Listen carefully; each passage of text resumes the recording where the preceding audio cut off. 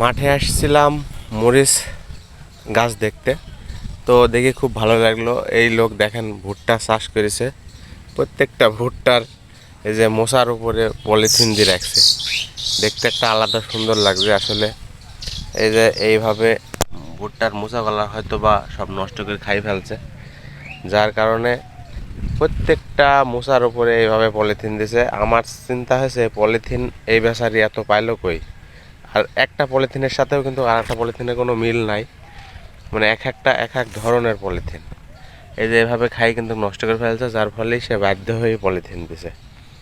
দেখেন যে একটা পলিথিনের সাথেও কিন্তু কোনো মিল নাই, প্রত্যেকটা ভুট্টার যে মোচা আছে এই মোচার সাথে সবগুলোতে কিন্তু দেওয়া আছে পলিথিন। দেখেন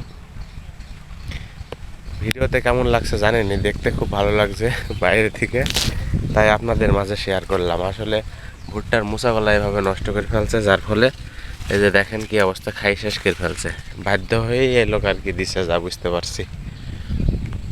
সবাইকে অসংখ্য ধন্যবাদ।